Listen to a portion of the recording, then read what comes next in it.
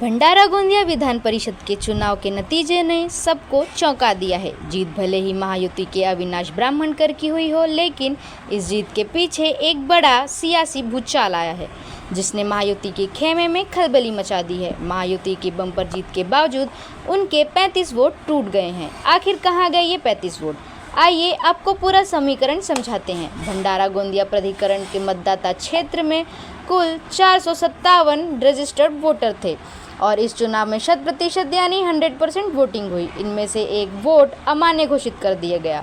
जब नतीजों का ऐलान हुआ तो महायुति के अविनाश ब्राह्मणकर को 302 वोट मिले, जबकि महाविकास अघाड़ी समर्थित उम्मीदवार नरेश ईश्वरकर को 154 वोट मिले।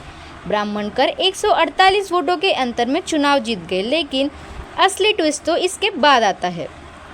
जीत के जश्न के बीच महायुति के माथे पर चिंता की लकीरें खींच गई हैं। दरअसल महाविकास अघाड़ी के पास अपने सिर्फ 119 मतदाता थे, लेकिन जब पेटियां खुली तो अघाड़ी के उम्मीदवार नरेश ईश्वरकर के खाते में 154 वोट निकले, यानी अघाड़ी को अपनी ताकत से 35 वोट ज़्यादा मिले।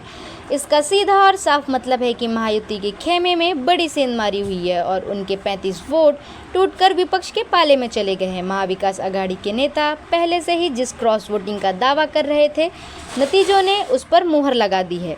अब मतगणना स्थल से लेकर पूरे राजनीतिक गलियारों में सिर्फ एक ही सवाल गूंज रहा है, आखिर ये टूटे हुए 35 वोट किसके थे?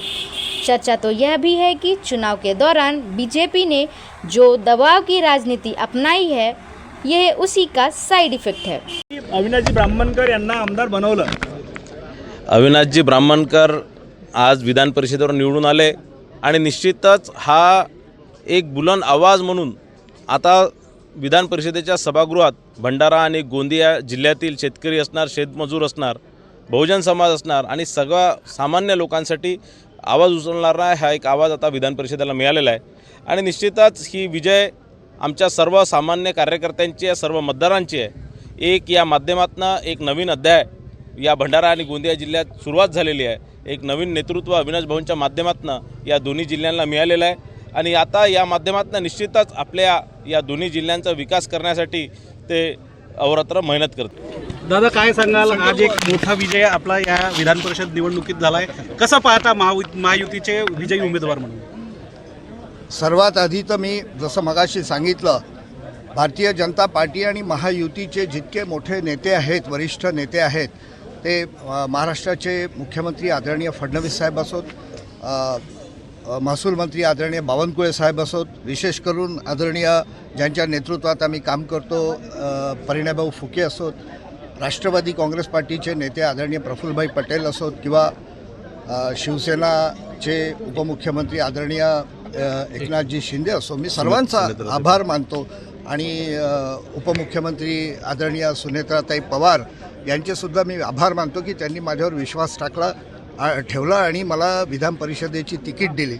ही तिकीट दिल्यानंतर 18 तारखेला जे मतदान झालं, या मतदानाच्या वेळी भंडारा आणि गोंदिया जिल्ह्याचे माझे सर्व सहकारी जिल्हा परिषद सदस्य, नगरपंचायतचे सगळे नगरसेवक आणि पंचायत समितीचे सर्व सभापती यांनी आम्हाला सहकार्य केलं, विश्वास ठेवला आणि चांगलं मतदान त्यांनी या निवडणुकीत आम्हाला केलं।